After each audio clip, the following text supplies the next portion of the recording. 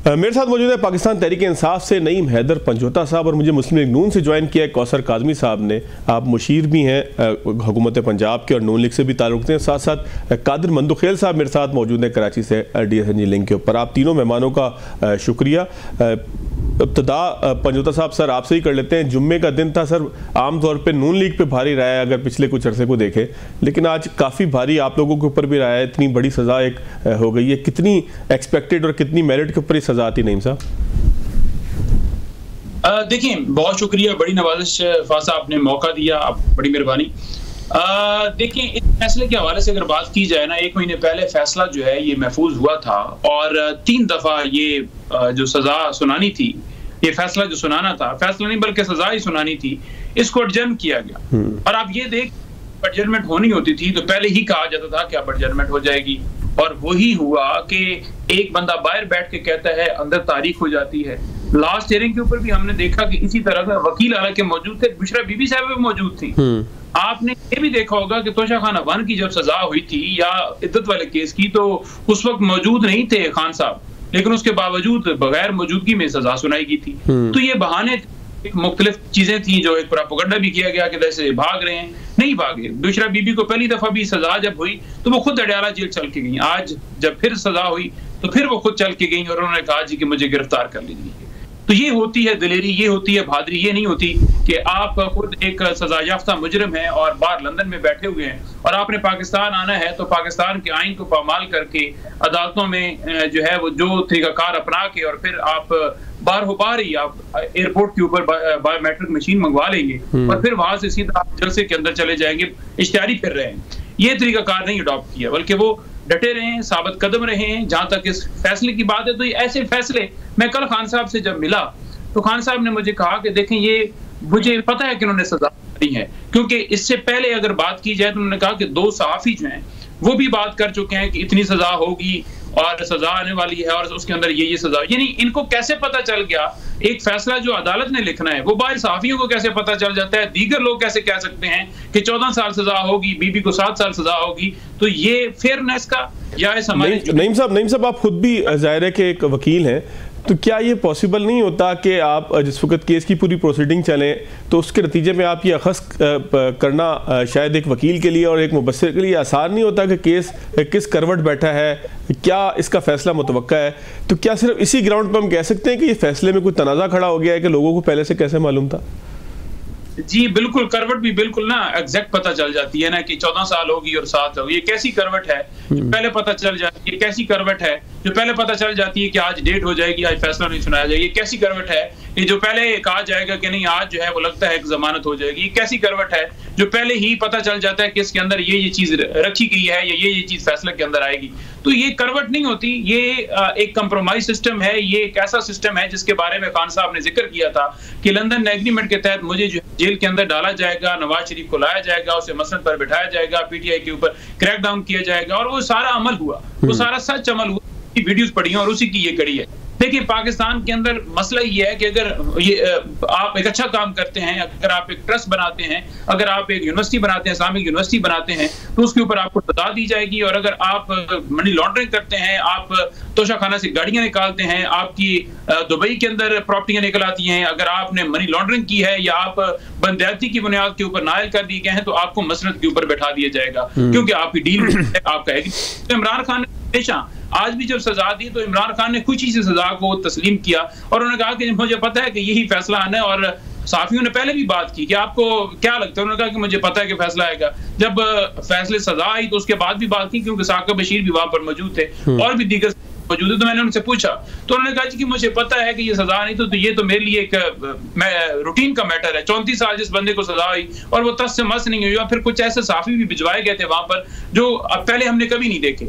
हम वकील बाहर खड़े थे और वो साफी मौजूद थे अंदर। इसी तरह से और लोग भी वहां पर गए हुए थे, नून लीग के लोग गए हुए थे, हालांकि उनका कोई तरह ओपन ट्रायल है। वकील खान के वकील आ नहीं सकते तो उनके लिए ओपन है, हमारे लिए ओपन नहीं है। इसलिए क्या हुए थे कि वहां पर सजा हो, शोर शराबा मचाया जाए। हमारे 2-3 वकीलों को या उनकी फैमिली को इजाजत दी गई, तो वो किस वजह से दी गई थी? इसी वजह से कि एक मुकम्मल तौर पर शोर उधर मचा के खलबली मचाई जाए, थोड़ा सा हंगामा किया जाए, प्रेशर में या वो चीजें एक्टिविटी की जाए, फिर बाहर आ गए। इमरान खान तो बड़ा परेशान था। भाई कोई इमरान खान को परेशानी है, अगर वो परेशान हो ना तो 1 मिनट में लंदन भाग सकता है, ठीक है, वो नहीं भागने वाला। वो कहता है मेरी कोई जायदाद है वहां पर, इनकी तो कुछ जायदादें हैं, इनके तो अपार्टमेंट्स हैं, उसकी कोई फैक्ट्री है उधर, उसकी कोई मिलें हैं उधर, तो वो तो नहीं जाने वाला। अच्छा नहीं भाई ये तो सर्कमस्टांसेस की आप तस्करा कर रहे हैं ना कि ये लोगों को पहले से पता था, खान साहब मुतमईन थे, ये तो चले एक जो है वो तबसरा तजिया जरूर है इसके ऊपर, लेकिन केस के ग्राउंड्स को अगर मेरिट पर देखें, जो भी जज साहिबा ने लिखा है, जो ग्राउंड्स उसके दिए हैं, उसमें आप समझते हैं कहीं मेरिट की पामाली हुई है, कोई मेरिट से हटके कुछ चीजें? बिल्कुल मेरिट से हटके पामाली हुई है। देखें ये रकम जो है पाकिस्तान की, क्या वो पाकिस्तान का पैसा था? पहले तो ये बता, या क्या ये ऐसा केस था जिसमें इन्होंने कहा था कि ये पैसा मनी लॉन्ड्रिंग का है? कोई ऐसी बात तो नहीं थी, बल्कि ये पैसा जो था मलिक रियाज लोगों का, ये बैरिया का पैसा था, जो कि उन्होंने अपने जो सुप्रीम कोर्ट है, सुप्रीम कोर्ट के अकाउंट में है, जहां पर उन्होंने जुर्माना हुआ था और हुकूमत पाकिस्तान के पास जा चुका है। इमरान खान फाइनेंशियल गेन का आपने मामला बनाया है ना कि उसने पैसा जो है वो कोई कमाया है या कोई गेन किया है, तो वो एक चीज बता दें कि ये फाइनेंशियल गेन के जरिए उसने हासिल की है। कोई एक चीज बता देना कि पैसे क्या उसके अकाउंट में है, क्या जो यूनिवर्सिटी बनाई गई है, जो अलकादर ट्रस्ट यूनिवर्सिटी बनाई गई है, क्या वो इमरान खान की मलकियत रहेगी? अगर वो ट्रस्ट खत्म होता है या वो ट्रस्ट चल नहीं सकता, तो क्या वो इमरान खान उसको सेल कर सकेगा? नहीं, वो तो ट्रस्ट की प्रॉपर्टी, वो तो ऐसी ही जैसे शौकत खानम है, वो तो ऐसी ही जैसे। तो इस तरह के काम करके और फिर आप सजा दें, ये अजीब बात है। मैं एक चीज और भी ऐड करना चाहूंगा, 3 गवाह इसके अंदर पेश हुए हैं। एक हुआ है परवेज खटक, एक हुई है जुबैदा जलाल, और तीसरा जो गवाह हुआ है वो आजम खान हुआ है। अब ये तीनों जो गवाह पेश हुए हैं, इन गवाहों ने क्या स्टेटमेंट दी है? हालांकि उन केस ये था कि वो लिफाफा लाया गया और काबीना को बताया बगैर ही मंजूर करके कहा कि बस दस्तखत कर दो। उन्होंने बयानात क्या दिए? वो बड़े हैं। उन्होंने बयानात ये दिए हैं, परवेज खटक ये कहता है कि पहले मैंने इनकार किया जी कि ये ना कीजिए, ये नहीं उसे बताया गया, फिर मैंने साइन कर दिए। अच्छा, तमाम तरह स्टेटमेंट ही उसकी डिफरेंट। इमरान खान को उसने नाम नहीं, उसने कहा कि शहजाद अकबर लेकर आया, फिर भूल के उसने कहा कि मैंने तो उसका खान का नाम ही। तो जब घर गया तो दोबारा वो तैयार हो गया, तो उन्होंने कहा वकीलों हमारे ने कि अब क्रॉस एग्जामिनेशन चल रहा है। उसने क्रॉस के नीचे कहा कि मेरा लिख लें कि बस इमरान खान का नाम ऐड कर दें। अच्छा, जुबैदा ने कहा कि हमने गुडविल के अंदर, यानी कि हमने कहा कि पैसा आ रहा है, अच्छी बात है, हमने कर दिया, यानी उसे भी पता था। अब जो तीसरा था उसका नाम है आजम खान। आजम खान की स्टेटमेंट आप पढ़ ले, वो देखें, आजम खान जाकर ये कह रहा है कि मैं उस काबीना के अंदर बैठे ही नहीं था जब ये सारा मामला हुआ। तो आपका केस किधर फिर रहा? आपके गवाही फिर मैं नहीं भाई, इसके ग्राउंड्स के ऊपर मैं दोबारा आपके पास आता हूं, क्योंकि बहुत सारी चीजें काबिल बहस हैं। जाहिर है कि अब केस चूंकि खुलकर सामने आ चुका है, उसका फैसला आ चुका है, तो अब ग्राउंड्स के ऊपर बात करना निस्बतन आसान भी होगा। कुछ सवाल मेरे भी है, मैं दोबारा नेक्स्ट राउंड में आपकी तरफ आता हूँ। कौसर काज़मी साहब, सर आप लोग जुम्मा हमेशा से तकलीफ दे आपके लिए था, आज खान साहब मुश्किल का शिकार हुए हैं, मिठाइयाँ तकसीम कर रहे हैं आप लोग। सर मिठाई तकसीम करना चाहिए, दुश्मन क्या, वो एक शेर है कि दुश्मन मरे थे कि खुश ना हो सजना भी मर जाना है, पता नहीं वो कोई शेर इस तरह का है किसका, ये भी नहीं मुझे पता। तो सर मिठाइयाँ तकसीम करना बनता है इसमें? काज़मी साहब मैं देख रहा था, वो हमारे दोस्त ही हैं इख्तियार वली साहब, वो गुलाब जामुन खा रहे थे। बिस्मिल्लाहिर्रहमानिर्रहीम, रब्बे सल्ली अला मुहम्मद व आले मुहम्मद। फवाद देखें, सबसे पहले तो मेरे भाई नईम आदम ने जो बयान किया ना कि जिस तरह 190 मिलियन जो हुआ वो हुआ ही नहीं, मतलब ये तासुर देने की कोशिश की जा रही है कि वो पैसा मलिक रियाज का था और मलिक रियाज ने एनसीए को बतौर वेस्टर्न यूनियन जिस तरह पैसे ट्रांसफर करते हैं पाकिस्तान, इस तरह उसको इस्तेमाल किया और वेस्टर्न यूनियन ने ये खिदमात मलिक रियाज के लिए पेश करते हुए वो पैसा मलिक रियाज के अकाउंट में बताए हुए अकाउंट में वापस भेज दिया। ये इतना सादा मामला है नहीं। अब अगर बरतानिया में जितने भी अफराद, क्योंकि एक कानून बना था, बल्कि कौसर भाई आप इसको जरा डिटेल से भी बताइएगा, क्योंकि उस वक्त आप सहाफत से मुंसलिक थे जब ये आया था और आप यूके में ही होते थे। बिल्कुल, मैंने इसको बड़ा डिटेल से कवर किया है जी। बड़ा करीबी जो लोग थे, इवन एनसीए के जो सोर्सेज थे, उनसे हमारी बात हुई और उससे पहले जितने केसेस हुए, क्योंकि एनसीए को हमने सब्सक्राइब किया होता था बतौर जर्नलिस्ट, जो भी इस तरह की खबरें होती थी वो बहम एक टक के निशान से में पहुंचती थी। और उसमें ये हुआ मेरे भाई कि जब भी एक हेड ऑफ स्टेट थे उज्बेकिस्तान के, उसके बाद जनाब ताजिकिस्तान के एक स्टेट बैंक के हेड थे, उनसे जब ये डर्टी मनी पकड़ी गई तो उनकी रियासतों को वो पैसा मुंतकिल हुआ, बिल्कुल उसी प्रोसीजर के तहत। मलिक रियाज से जब ये पूछा गया, अब ये आपको शायद कोई बताए ना बताए, गड़ा ये खोदा गया था, जितने भी हमारी पॉलिटिकल एक्सपोज पर्सनैलिटीज वहां बरतानिया में थी, सिर्फ शरीफ खानदान का हवाला नहीं दे रहा, दीगर जो अफराद थे, जो शहजाद अकबर साहब हैं, उनको उनके पीछे लगाया गया था। कौम का 65 मिलियन पाउंड वहां पे जाया किया गया बरतानिया के अंदर। सिर्फ ये साबित करने के लिए कि जो हम नारा लगाते थे इलेक्शन में किसी तरह वो सच्चा साबित हो और किसी एक बंदे से हम पैसा रिकवर करके पाकिस्तान ले और आवाम को बताएं, देखिए जी हम तो कहते थे, हमारा तो बयानिया ही करप्शन के खिलाफ था। तो उसी गड़े में गिरे मलिक रियाज। अभी हसन नवाज का बार बार क्यों नाम लिया जाता है? भाई उससे क्यों नहीं पूछा जाता जिससे मलिक रियाज ने ये खरीदा? अभी एक और खबर आपको दूं कि मलिक रियाज ने हसन नवाज से भी उधार किया हुआ था। अच्छा, वो जो टाइम थे उसके अंदर उनको अदायगी भी नहीं की गई थी। बड़ा अरसा बीच में लगा के उनकी जो साहबजादी हैं, जो नवासी हैं, वो जाके उनको मिली और मिलते तरलों के बाद ये प्रॉपर्टी उनसे खरीदी गई थी। ये अभी तक किसी ने नहीं बताया आपको। ये डायरेक्ट जो सोर्सेज हैं शरीफ खानदान से, उनसे मेरी बात हुई और सारी डिटेल निकलती है। अब वन हाइट पार्क का जब ये बदनुमानियां सामने आई तो टोटल जो इन्वेस्टिगेशन का रुख था वो हसन नवाज की तरफ मुड़ा। नाम बार बार हुसैन नवाज का लिया जाता है, इसमें हुसैन नवाज का कोई लेना देना नहीं। हसन नवाज जो थे वो असल जो किरदार थे इसमें वो थे जिन्होंने ये खरीदो फरोख्त वाला सारा मामला होता है। अब जब वो जारा हो गया तो एनसीए ने डिटेल से इसको बड़ा डिग आउट किया। जब सबूत मांगे गए हसन नवाज से कि ये किस तरीके से जो खरीदा किस तरीके से, तो वो जो 100 से ऊपर उन्होंने घर बेचे हुए थे उनकी तमाम तर जो मनी ट्रेल थी वो उन्होंने बताई कि ये मेरा सोर्स है जहां से मुझे जराए से पैसा आया और उसकी मद में मैंने ये खरीदा। तो उनको तो मिली वहां पे क्लीन चिट, अगर ना मिली होती तो मलिक रियाज की जगह हसन नवाज जो है वो आए होते घेरे में। तो ये तो इनका बयानिया क्योंकि अब शुरू हुआ है, बार बार ये हसन नवाज से क्यों नहीं पूछा जाता? जो भी साफी इस केस को वहां पे कवर कर रहे थे, आप जो सीनियर जर्नलिस्ट है बरतानिया के, उनको जरा लेना अपने प्रोग्राम में और पूछे उनसे कि इस केस की तफसीलात क्या है। अब जब तमाम रियासतों को उनका लूटा हुआ पैसा उनके शहरियों से लौटाया गया तो मलिक रियाज को कौन से सुरखाब के पर लगे हुए थे कि उनके बताए हुए पैसे को एनसीए ने एज ए वेस्टर्न यूनियन किरदार अदा करते हुए उनके अकाउंट में भेज दिया? बिल्कुल ऐसा नहीं हुआ जी। ये हम डे 1 से कह रहे थे कि ये ओपन एंड शट केस है। हम क्यों कहते थे 14 साल और 7 साल कैद? क्योंकि मैक्सिमम और मिनिमम सजाएं यही है। इसमें यह तो नहीं था कि जज साहब ने हमें बता दिया हो फिर कहा गया जी फैसला ताखीर से आया, 2 दफा ये हुआ। भाई अब जज एक छुट्टी पे चला जाए, रजिस्ट्रार जो है वो अपनी सालाना वेकेशंस पे हो, तो हम क्या कह सकते हैं इसको? इसमें तो हमारा कोई लेना देना नहीं है। ये एतराज आपने करना है तो आप जज साहिबान पे कर लें कि भाई अब छुट्टियों पे ना जाया करें। अब ये जो केस है ना जी 190 बिलियन,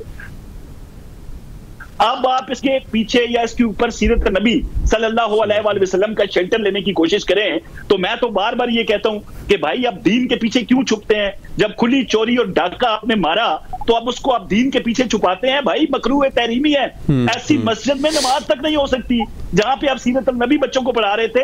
अब तो बड़े लकी स्टूडेंट है वहां पे, जब ये चोरों को सजा हो चुकी है तो उनका जो तदरीसी अमल है वो भी पाक हो गया।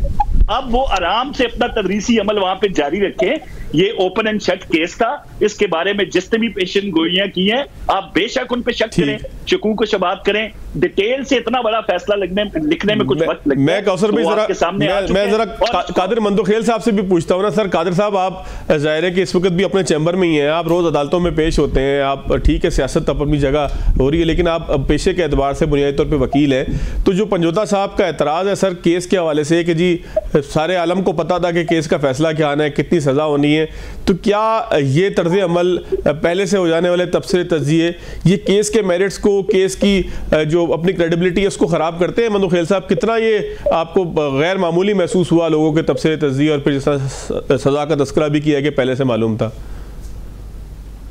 बहुत शुक्रिया फवाद साहब। बेसिकली बात यह कि मुझे भी इस चीज़ का पता था कि सज़ा कितनी हो सकती है, जहाँ तक मेरी नॉलेज थी, लेकिन मैं मीडिया पे नहीं कहता था। और जिन लोगों ने मीडिया पे ये बात की मैं कहता हूँ वो भी मुनासिब नहीं था, और चूँकि वो वकील नहीं थे उन्होंने ये बात की है। और ये जो कानून है या ये जो सेक्शन है इसके तहत जो ना वो मैक्सिमम सज़ा 14 साल है। तो वो लोग उसी हिसाब से कहते थे कि चूंकि सारे सबूत मौजूद है तो उनको 14 साल या 7 साल सज़ा होगी। तो मैं ये समझ रहा हूँ कि एक पेशन गोई है, इसमें कोई ऐसी बात नहीं है कि जज साहब ने उनको बता दी मैं फैसला करूँगा। बल्कि मैं आपको बताऊँ, आज सुबह जब मैं ये न्यूज़ देख रहा था, पहले न्यूज़ तो आ गई कि खान साहब को बरी कर दिया, उसके बाद दूसरी नज़र गलती है, तो ये हो जाती है हर आदमी की अपनी अपनी एक चीज़ें। दूसरा सवाल जो पंजोता साहब कह रहे कि वकीलों को नहीं छोड़ा, बिल्कुल ठीक किया। आप क्या करना चाह रहे थे? वहाँ नारेबाजी करना चाह रहे थे, करना चाह रहे थे, क्या करना चाह रहे थे? वकीलों का काम क्या था? जो वकील उस केस में उनको इजाज़त मिलेगी, पूरे पाकिस्तान को तो नहीं मिलेगी जहाँ क्या आप पूरे कोर्ट को सर पे ले ले। तो बिल्कुल ठीक ही है, और ये प्रैक्टिस है। पंजोता साहब को खुद पता है इस चीज़ का कि इस्लामाबाद हाई कोर्ट में वहाँ जो वकील होते हैं, इवन के क्लाइंट होते हैं, उसके अलावा किसी को नहीं छोड़ते हैं। तो ये तो एक कानून है। दूसरी बात पंजोता साहब की कि पैसा क्या पाकिस्तान का था? हाँ, बिल्कुल पाकिस्तान का नहीं था। पैसा जो है ना मलिक रियाज का था। मलिक रियाज को एनसीए ने वहाँ पे ये सारी जो भी आप उसको नाम दे दे उनको ये बोला। और फिर यहाँ हुकूमत पाकिस्तान ने सुप्रीम कोर्ट का अकाउंट का नंबर क्यों दिए? हुकूमत पाकिस्तान का अकाउंट नंबर 1 क्यों नहीं दिए? सुप्रीम कोर्ट का अकाउंट और पाकिस्तान का अकाउंट अलग अलग चीज़ है। क्योंकि सुप्रीम कोर्ट का अकाउंट इस वजह से दिए, मैं उस केस में खुद बैठा हुआ था सुप्रीम कोर्ट के चीफ जस्टिस वाले केस में, जहां 472 या 477 अरब का उसके ऊपर पेनल्टी लगा। वो पेनल्टी ये लगा, जो मलिक रियाज ने बेरिया टाउन कराची की ज़मीन खरीदी है वो कम कीमत पे खरीदी है, सुप्रीम कोर्ट ने उसकी कीमत बढ़ा दी है, जैसे 472 अरब उसके ऊपर जुर्माना को या एक्स्ट्रा पैसे को वो थे। तो ये गेम तो वहां से, अच्छा उसको भी छोड़िए, एक तरफ आप ले लें कि बरतानिया से पैसे मलिक रियाज के आगे 190 मिलियन, दूसरा स्टेप सुप्रीम कोर्ट का जहां 472 उसके ऊपर जुर्माना था। इन दो स्टेप को अगर आप एक नजर रख लें, ये बताए कि अलकादर ट्रस्ट का जो जमीन है जिसको ये शाम ट्रस्ट कहते हैं, अलकादर यूनिवर्सिटी का, वहां 458 कैनाल के पैसे किसने दिए? वहां 28 करोड़ पे अखराजात किसने किए? ये बिल्डिंग किसने तामीर की है? ये पंजोता साहब के पास है जवाब, क्योंकि मलिक रियाज ने बनाया। मलिक रियाज को इस तरह की, और फिर काबीना से ये जो वजीरों का नाम ले रहे हैं, वजीरों ने गवाही ये दी है और खुद ये मान रहे हैं कि वो बंद लिफाफा आपने काम, बंद लिफाफा में आप बलूचिस्तान को इंडिया के हवाले कर लेते तो क्या मंजूर हो जाता? ये तो सबसे बड़ा जुर्म है। लेकिन मैं इसके साथ साथ ये भी सवाल करूं कि इमरान खान साहब और बुशरा बीबी क्यों, उसके अलावा और लोग क्यों सजा नहीं हुई है? और लोगों को भी सजा होनी चाहिए जो जुर्म में मुलव्वस है। अच्छा, उसके बाद ये कहते हैं कि कोई चीज़ बता दी ट्रस्ट का, तो ट्रस्ट का यकीनन फवाद साहब, ट्रस्ट यानी एक मल्टीनेशनल कंपनी होता है, उसका उसके जो नाम होते हैं, कोई चेयरमैन होता है, कोई एमडी होता है, कोई सीईओ होता है, वगैरह वगैरह। एक जो प्रोप्राइटरशिप कंपनी होती है उसको प्रोप्राइटर कहते हैं, एक जो वेलफेयर ट्रस्ट होता है उसको ट्रस्टी कहते हैं। मैं जिस ऑफिस में बैठूं ये भी एक ट्रस्ट का ऑफिस है, ट्रस्ट है, एक लीगल एड का मैंने ट्रस्ट किया, हमारा कोई अकाउंट नहीं है हम, लेकिन हमने ट्रस्ट रजिस्टर्ड करा है। तो ट्रस्ट का मैं ट्रस्टी हूं, तो मैं ट्रस्टी हूं तो होलसेल में मालिक हूं, उसका सफेद सया का मैं मालिक हूं। अब अगर ट्रस्ट की कोई प्रॉपर्टी है उसको अगर कल बेचेंगे तो मैं ही बेच सकूंगा, कोई और तो नहीं बेच सकेगा। तो ये आपने कैसे सवाल कर लिए कि उसको कोई फायदा नहीं हो? फायदा तो ये हुआ कि आप दीन को इस्तेमाल करने के लिए अलकादर यूनिवर्सिटी बना है, वहां पे आप तालीम जो दे रहे दीनी, क्या कल का मैं खुदा न खासा किसी बैंक में डकैती करूं और फिर उस पैसों से जाके मस्जिद बना और फिर आपको रहीम पंजोता साहब और काज़मी साहब आई मेरे पीछे नमाज पढ़ ले क्योंकि अब तो मैं शुरफा बन गया? तो ये सारी चीजें बेवकूफ बनाने वाली है, इसका कोई यानी ये कानूनी पहलू से ज्यादा जो ना ये जज्बाती और दीन, और इनके लोग कहते हैं ये तो रसूल सल्लल्लाहु अलैहि वसल्लम के जिंदगी के ऊपर ये, भाई ये सब चीज ठीक है, लेकिन आपने चोरी के पैसों से किया। क्या आपको याद नहीं है रासत मदीना के आप हवाले देते रहो? क्या मस्जिद नबवी जब बन रहा था, मस्जिद नबवी में जो पैसे थे, वो जमीन थी, वो यतीम लोगों बच्चों की थी, वो बाकायदा हुजूर पाक सल्लल्लाहु अलैहि वसल्लम इसको पेमेंट किया। उसको भी छोड़िए, मेरे अपने आबाई इलाके में जोब में एक जो तबलीगी मरकज बन रहा था, वो जमीन हमारे गांव की थी। गांव उन्होंने क्या किया, उसके ऊपर पैसे रख दिए पर घराना, मिसाल के तौर पर 5000, और फिर ऐलान कर दिए कि फला आदमी के पास है जो मस्जिद के नाम पे फ्री देना चाहते हैं वो न ले पैसे, जो पैसे लेना चाहते हैं वो जाके पैसे ले। जो गरीब तो जो यतीम थे उन्हें जाके पैसे ले लिए, जिनके पास साहिब हैसियत थे उन्हें नहीं लिए। तो आपने ये अलकादर यूनिवर्सिटी जो आपने बना है जो दीन के नाम पे, आपने चोरी के पैसों से क्यों बनाया? आपने मलिक रियाज को सारे बेनिफिट देके उनसे ये अंगूठे जो हेरे के आपने लिए, आपने 28 करोड़ अखराजात के लिए आपने 458 कैनाल जमीन खरीदी है, ये आप मनी ट्रेल बता सकते हो या आप अकाउंट बता सकते हो? ये सारा के सारा यही मामला है और कुछ नहीं है। ठीक हो गया, ठीक हो गया। कादिर मंदुखेल साहब, आपका मैं दोबारा ब्रेक के बाद एक ब्रेक लेता हूं, ब्रेक के बाद आप तीनों मेहमानों के पास दोबारा आता हूं। और सवाल यही पैदा होता है कि अभी केस का फैसला आ गया, हालांकि वकास अकरम साहब माजी में ये कह चुके हैं आज से हफ्ता 2 हफ्ता पहले कि केस का फैसला जो भी है मुज़ाकरात पे उसका असर नहीं पड़ेगा, लेकिन अमली तौर पर क्या होगा? क्या शेख वकास अकरम साहब ने जो सेंस एक बताई थी वो प्रिवेल करेगी या पाकिस्तान तहरीक इंसाफ मुज़ाकरात से पुल आउट कर जाएगी? ब्रेक के बाद ब्रेक के बाद खुशामदीद। नईम पंजोता साहब, ब्रेक से पहले ज़ाहिर केस के मेरिट्स के ऊपर भी बात हुई, कुछ अगर उस पर आप कुछ तबसरा करना चाहें, कुछ जवाब देना चाहें, ज़रूर दीजिएगा। लेकिन सवाल सर अब पैदा होता है कि मुज़ाकरात का मुस्तकबिल क्या होगा। दूसरा दौर, 2 दौर हो चुके हैं, तीसरा दौर, उसके बाद अब क्या सूरत हाल बनेगी? क्या पाकिस्तान तहरीक इंसाफ मुज़ाकरात में रहेगी या इस केस का फैसला पाकिस्तान तहरीक इंसाफ को जो है वो उस मुश्किल में डालेगा कि जहाँ वो मुज़ाकरात से निकलना चाहे? देखिए, मुज़ाकरात की जहाँ पर बात है तो खान साहब ने बड़ा वाज़ेह मुताबिक हमने मुज़ाकरात, खान साहब ने जो कमेटी बनाई उसने जाकर बात की और उसके कमेटी के अंदर जाकर उन्होंने जो हमारी मीटिंग हुई उसके अपना एजेंडा है वो पेश किया, वो रिटर्न के अंदर फॉर्म के अंदर जाकर वो सारी रखी। लेकिन अब मामला ये है कि एक तरफ ये सजा दी जा रही है, एक तरफ केसेस के अंदर जो है वो गिरफ्तारियां डाली जा रही हैं, सारा मामला आपके सामने ही है। लेकिन खान साहब ने इसके ऊपर आज जो अपना मौक़िफ़ रखा है वो यही है कि मुज़ाकरात हमारे जो हैं वो कंटिन्यू कर रहे हैं। और क्योंकि जुडिशल कमीशन के हवाले से हमने यही कहा है कि 7 दिन के अंदर अंदर वो जुडिशल कमीशन बना दिए जाए, अगर नहीं बनाते तो फिर मुज़ाकरात आगे नहीं बढ़ सकेंगे। वजह ये है कि आप देखें कि अगर एक तरफ से पहल होती है और मुज़ाकरात का अमल स्टार्ट किया जाता है तो डेफिनेटली उसके लिए कोई टाइम फ्रेम तो होता ही है ना। ये तो नहीं हो सकता कि 50 साल हम मुज़ाकरात ही करते रहें। आपके सामने ही है कि इतनी मीटिंग्स हो चुकी हैं, उसके बाद इन्होंने कहा कि ये रिटर्न लेकर आए। हालांकि जुडिशल कमीशन बनाने के लिए कोई इतना लंबा चौड़ा प्रोसीजर नहीं चाहिए। खान साहब ने इस पे बात करते हुए कहा कि 5 मिनट के अंदर जो है, मैं वज़ीर आज़म रहा हूं तो वो नोटिफिकेशन एक करना होता है, 5 मिनट का काम है। लेकिन सर आप लोगों, आपके और हुकूमत के दरमियान कंसेंसस कैसे होगा कि जुडिशल कमीशन का मेंबर कौन कौन होगा? सर ये भी तो एक बड़ा मुश्किल काम है। हमने देखा है माजी में बहुत इसके ऊपर डेडलॉक रहा है कि नामजदगियों के हवाले से, खासतौर पर आपके और अपोजिशन के दरमियान, आपके और हुकूमत के दरमियान।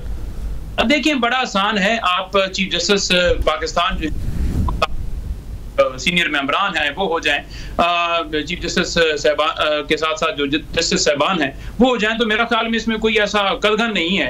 और अगर फिर ये करना है कि सिर्फ PMLN या हुकूमती माह के ऊपर जो है वो मेंबरान हो तो वो मेरा ख्याल में मुनासिब नहीं होगा। उसमें फिर यही तरीकाकार तय होता है कि आपकी मर्जी, यानी आप भी बता दें नाम, हमारे भी हो जाए, तो वो फिर इस तरह से जो है नाम कर ली जाए। लेकिन एक आसान तरीका है कि आप चीफ जस्टिस की सरबराही के अंदर आप सीनियर जजेस के ऊपर 3 वो रख लें और उसमें बनाकर आप उसको आगे प्रोसीड करें। ये इतना कोई मुश्किल मामला नहीं। आपने कुछ नाम तजवीज़ किए हैं क्या नईम साहब? कुछ तहरीक इंसाफ ने या बानी तहरीक इंसाफ ने कुछ नाम तजवीज़ किए हैं, प्रपोज किए हैं? इस हवाले से कोई तरीक़ेकार उन्होंने प्रपोज किया, आप लोगों को कम अज़ कम बताया हो?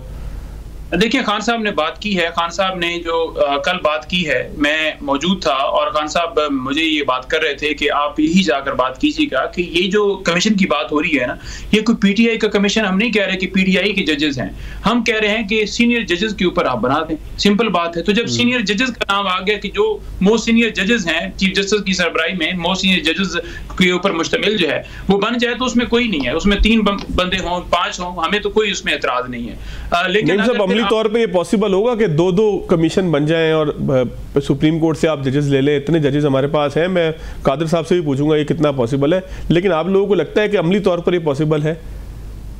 देखिए, कोई इसमें कोई मुश्किल नहीं है, क्योंकि आपने जब करना हो काम तो फिर उसमें क्या, इससे पहले भी कमीशन बने हैं, कोई इंडिया से तो नहीं जजेस लाने, सुप्रीम कोर्ट में जजेस बैठे हुए हैं, बस कमीशन मुशावरत करके, तो उसमें कोई ऐसा कदगन नहीं है। और जहां हमारे जस्टिस की बात है तो हम तो टाइम दे रहे हैं ना। ये कहते हैं कि ये हमें धमकी दे रहे हैं, ये धमकी नहीं है भाई।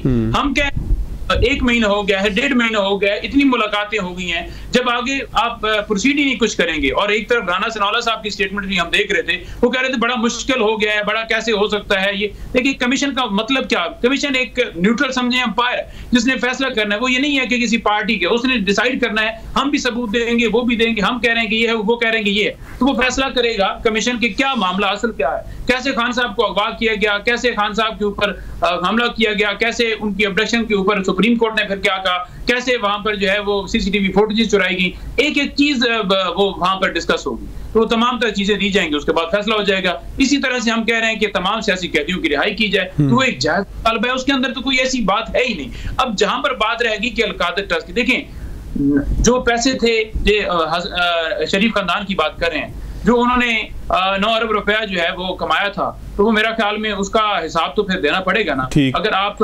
एवनफील्ड अपार्टमेंट का हिसाब भी नहीं देते, रसीदों का हिसाब भी नहीं देते, गाड़ियों के ऊपर आप डील करके आप अपने केसेस भी खत्म करवा लेते हैं, नैब तरमीम होती है, काबीना के फैसलों को इस्तिस्ना हासिल होती है, लेकिन वो इस्तिस्ना सिर्फ और सिर्फ शरीफ खानदान के लिए, जरदारी खानदान के लिए या उस माफिया के लिए है जो एक साइड पर नजर भी आ रहा है ना। लेकिन खान, तो ये ऐसा नहीं होता, ऐसा नहीं होता कि कानून तरमीम करके सिर्फ अपने केसेस खत्म करवाएं, फायदा लें, और जिसका कोई कसूर ही नहीं है उसके ऊपर आप मलबा डाल के कहें कि आपको इस्तिस्ना भी नहीं हासिल, आपने गलत भी नहीं किया लेकिन इस्तिस्ना भी नहीं है हासिल आपको, और आपको सजा भी दी। ठीक हो गया। आज इनको अंदर होना चाहिए था, इमरान खान को बाहर होना चाहिए। यही बात है कि कोई मामला नहीं है, वो अंदर इसी वजह से है कि वो अपने मौके पर कायम है, वो अपने मौके, तो डेफिनेटली उनको तो ऑफर की गई थी कि आप चले जाएं बाहर, लेकिन उसने कहा कि मैं क्यों जाऊंगा, 3 साल के लिए चले भाई, 1 दिन के लिए भी क्यों जाऊं, वजह क्या, क्यों जाऊं, ये मेरा मुल्क रहना है। ठीक हो गया। कौसर साहब, नईम साहब, मैं जरा कौसर साहब से भी कुछ इस पे गुफ्तगू कर लूं। कौसर साहब, जिस तरह से नईम पंजोता साहब ने हमें बताया है कि तहरीरी मुतालबात ज़ाहिर सबको पता भी है, कमीशन के हवाले से भी कोई बहुत बड़ा मुतालबा नज़र नहीं आ रहा कि जिसको आप लोग कबूल ना कर पाएँ, लेकिन इरफान सिद्दीकी साहब और जो राना साहब की प्रेस कॉन्फ्रेंस थी वो तो कोई चेहरे का हाल कुछ और बता रही थी कि आप लोग ही खुश नहीं है मुज़ाकरात से। अब आपके पास एक बहाना भी होगा कि तहरीक इंसाफ को किसी तरह प्रोवोक करें और वो मुज़ाकरात से भाग जाएं। तो सर, मुज़ाकरात पर रहना चाहेंगे आप लोग इस फैसले के बाद, जब तहरीक इंसाफ अगर पीछे की तरफ हटती भी है तो आप 2 कदम आगे बढ़ेंगे कि नहीं जी आइए बात कीजिए, जो मुतालबात थे वो अपनी जगह है, क्या सोच रहे हैं सर? देखें, नईम हैदर साहब ने ये कहा जी कि इमरान खान इसलिए अंदर है और इसलिए अंदर है, और इस तरह की वजूहात उन्होंने बयान की। इमरान खान इसलिए अंदर है कि उसने एसेट रिकवरी यूनिट पे कोई जरूरत से ज्यादा एतमाद कर लिया था।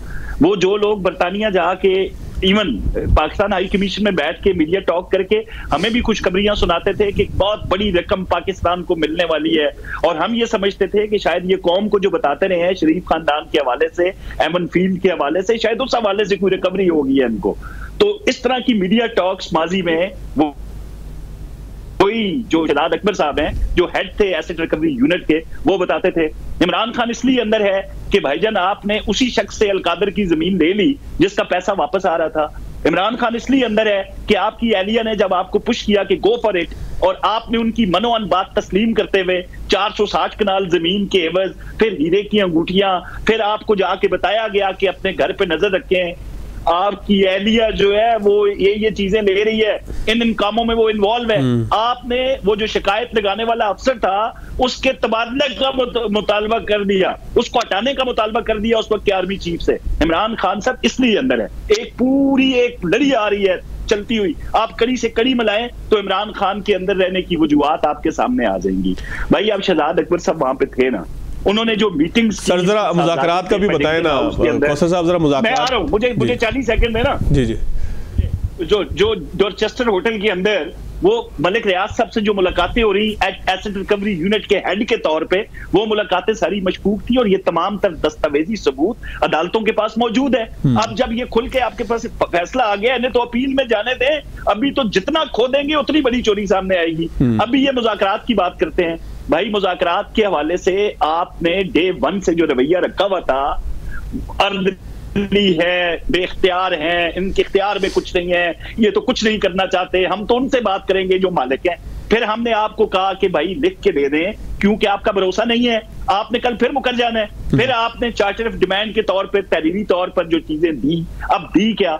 आप अगर ये चाहते हैं कि 190 मिलियन के अंदर जो बंदा साबित शुदा सर्टिफाइड किस्म की चोरी में अंदर है, उसको तो नहीं छोड़ सकती हुकूमत। फिर आप कहें जी साने 9 मई के हवाले से जिन लोगों की सीसीटीवी फुटेजेस हैं, पुख्ता शवायद रियासत के पास हैं, उनको तो ये हुकूमत किसी एग्जेक्टिव ऑर्डर के तहत नहीं छोड़ सकती, वो तो बिल्कुल साबित शुदा है। हाँ, गलतियां आप लोग करते रहे। जब आपने पहले मौक़िफ़ अपनाया था कि हमारा इन लोगों से ताल्लुक नहीं है, ये जो साने 9 मई में जो लोग हैं इनको रियासत सजाएं दे, जिन जिन लोगों ने तोड़ फोड़ की है, चाहे वो जना हाउस है, आर्मी बेस है, एयर बेस है, GHQ है, जहां जब 220 टारगेटेड मकामात पे जो सरकारी इमलाक पे हमले हुए हैं, उन लोगों को पकड़े। जब रियासत ने पकड़ा तो आपने उनकी रिहाई के मुतालबे शुरू कर दिए। न सिर्फ मुतालबे किए, बल्कि जो लोग रहम की अपील के बाद छोड़े गए उनको आपने गले में हार पहनाया वज़ीर आला हाउस KP के अंदर। तो ऐसी सूरत हाल के अंदर ये जो आपके मुतालबात हैं भाई, ये हुकूमत कैसे तस्लीम करे? या हुकूमत इस पे जुडिशियल कमीशन बना भी ले तो वही शवायद उसके सामने पेश होंगे जो हमने बात। सर बनाने देना, कमीशन बनाने में क्या है कौसर साहब, क्या फर्क पड़ता है? कमीशन बन जाए सर, कमीशन काम करे, जो कमीशन कहे वो आप भी तस्लीम करें, ये भी तस्लीम करें। सर जो गैर जानिबदार, जब एक तनाजा खड़ा हो जाता है तो किसी गैर जानिबदार आदमी को बीच में लाया जाता है ना। पैनल की अक्सरियत की और मेरी जाती राय भी ये है कि जुडिशियल कमीशन बिल्कुल बनना चाहिए और इसका आगाज होना चाहिए जनाब 14 के धरनों से। यकीन करें, दूध का दूध और पानी का पानी हो जाएगा। हर चीज सामने आएगी कि कौन लंदन प्लान किस पे इल्जाम लगा रहा है, और असल लंदन प्लान जो एजवेयर रोड पे हुआ था, जिसमें जर्नैल भी थे, मौलवी भी थे, खान साहब भी थे और कितने अफराद थे, उस वक्त एक चलती हुई हुकूमत का तख्ता किस तरीके से उल्टने की कोशिश की गई, एक वजीर आजम को किस तरीके से घर भेजा गया जिसका दौर मिसाली दौर था। आज ये महंगाई का रोना रो रहे हैं ना, मैं हमेशा कहता हूं जरा मियां नवाज शरीफ के दौर का कंपैरिजन आज के दौर से कर लें। जब 16 में उनको घर भेजा गया, उस वक्त एशिया खुर्दनोश और डॉलर्स की कीमतें क्या थी, मुल्क की जो तरक्की का पहिया था उसमें रुकावटें किस तरीके से डाली। कौसर भाई मैं जरा कादिर मंदोखेल साहब को मिलूं सर, आखिरी एक आध मिनट रह गया सर, मैं जरा कादिर मंदोखेल साहब से पूछूं। मंदोखेल साहब सर, आपकी पार्टी हमेशा से मुज़ाकरात के हक में रही है। अभी थोड़ी देर पहले बिलावल साहब तकरीर फरमा रहे थे सिंध असेंबली में, उन्होंने कहा कि इत्तेहाद से आगे बढ़ेंगे, मुज़ाकरात से मुल्क आगे चलेगा। तो सर मुज़ाकरात का क्या मुस्तकबिल देखते हैं मंदोखेल साहब? जी मैं बिल्कुल रोशन मुस्तकबिल देखता हूँ। इसी तनख्वाह पे काम करेंगे। जिसको चोर चोर कहते थे, आज खुद चोरी के केस में सजा याफ्ता बैठे हैं। न सिर्फ इस केस में बल्कि तोशाखाना 1 तोशाखाना 2 का भी फैसला आपके सामने आ जाएगा। 1 में तो ऑलरेडी अपील दाखिल की हुई है। तो मैं ये समझ रहा हूँ आप बड़े सीधे आदमी हैं। आपने पंजोता साहब की बातों में आके फौरन कमीशन के ऊपर आपने हाँ कर दिए। आपने इनकी गुफ्तगू पे गौर नहीं किया है, आप और काज़मी साहब दोनों ने। आपको पता है कानून क्या है? कानून ये है कि प्राइम मिनिस्टर जो है ना, सुप्रीम कोर्ट के चीफ जस्टिस को खत लिखता है कि कमीशन बनाए, और वो जुडिशियल कमीशन सिंगल जज पर मुश्तमिल होगा। नईम पंजोता साहब ने जो पख लगाया है, आपने गौर नहीं किया। उनने ये कहा कि ये आसान है, भेज दे 3 सीनियर जजेस पे। अब आपको मुझे पता है 3 सीनियर जजेस में 2 किसके फेवर में, पूरे पाकिस्तान को पता है। ठीक है, आप मुझे बताओ, आप शर्तें लगा रहे हो और कमीशन किस चीज की बनाए? इस चीज की जो असम न्याजी पतलून लहरा रहा था, वो कमीशन क्या चेक करेगा? वो पतलून कौन से कपड़े का है, और वो जो कैमरा है वो कौन सी कंपनी का है, और वो जो MM आलम के सिंबॉलिक जहाज जला है, उनके जो लोग हैं, वो तो कभी उसने नहीं कहा हमारे लोग नहीं है, पीपल्स पार्टी ने लिखा तो नहीं कहा, वो अपने लोग हैं। अभी काज़मी साहब ने बताया कि वो तो हारपूल आपने पहना है उसको, और फिर जाके गर्नल शेर खान के जो मुजस्मा तोड़ा, जला के राख कर दिए, वो तो आपके लोग थे, आपने किसी को डिनाई नहीं किए। तो मैं ये समझ रहा हूँ अव्वल तो कमीशन की जरूरत नहीं है। दूसरी बात उनकी पक्ष जो डाला है, वो कहता है चीफ जस्टिस पे एतबार नहीं कर रही है। ये कहते हैं 3 सीनियर जजेस कमीशन का फैसला करे। वाह वाह, इनकी फरमाइश तो देख ले। वो कहते हैं ना हमारे पश्तो में कि बुढ़िया को कोई शादी पे नहीं बुला रहे थे, उनका फरमाइश थी कि मेरा बिस्तरा जो ना वो सरदार के घर बिछाना। अब ये बातें कर रहा है, सजा पे सजा ही हो रही है, इनकी फरमाइशें तो देख ले आप। और दूसरी बात, एक खान साहब ने बड़ा अच्छा काम किया अपने दौर में, जो ऐलान करता था कि लूटा हुआ पैसा पाकिस्तान लाऊंगा। ये तो काज़मी साहब को मानना पड़ेगा, लूटा हुआ पाकिस्तान पैसा तो पाकिस्तान को लाया है। अब किधर खर्च किया वो नहीं पूछो, लूटा वाला 190 मिलियन तो लाया ना, ये तो आपकी हुकूमत ने नहीं लाया, हमारी हुकूमत ने नहीं लाया, इन लोगों ने लाया। तो ये तो मानना पड़ेगा। दूसरी बात, पंजोता साहब ने बात 3 गवाह की पिछले सेगमेंट में, वो बाबा 3 गवाह नहीं है, 35 गवाह है। और ये फैसला मेरे सामने पड़ा है, कॉपी पढ़ ले आप भी, कॉपी में मैं आपको भेज देता हूं। उन्होंने कहा आपके वकीलों ने एक भी गवाह को हिलाए नहीं, हिलाने से मुराद ये उसको शेक नहीं किया, उसको तोड़ा नहीं है, उसको अपने मशकूक नहीं बनाया। तो इतनी 35 गवाहों में आपको सिर्फ 2 परवेज खटक की जो आपके मुखालिफ है उसकी आई, वो जो 34 गवाह है उसका नाम आप नहीं ले रहे।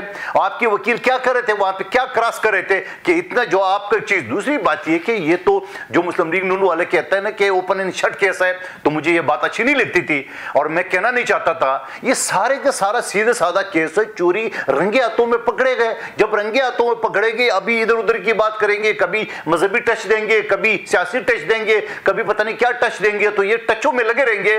लेकिन इनको पता है कि ये सारे टच कोई काम नहीं आएगा। अब काम आएगा, मुज़ाकरात करेंगे, इंसान बने, टेबल पे बैठे और बता दे कि तुमने ये जलाओ गिराओ, ऐसा तो दुश्मन मुल्क भी नहीं कर सकता था शोधा के साथ जो आपने किया है। बहुत शुक्रिया कादिर मंदोखेल साहब आपका, बहुत शुक्रिया कौसर काज़मी साहब आपका, नईम हैदर पंजोता साहब आपका कि आपने इतने अहम फैसले के बाद वक्त निकाला हमारे प्रोग्राम की ज़ीनत बने। आपका शुक्रिया। नाज़रीन, आज के प्रोग्राम से इतना ही याद दीजिएगा। अल्लाह हाफ़िज़।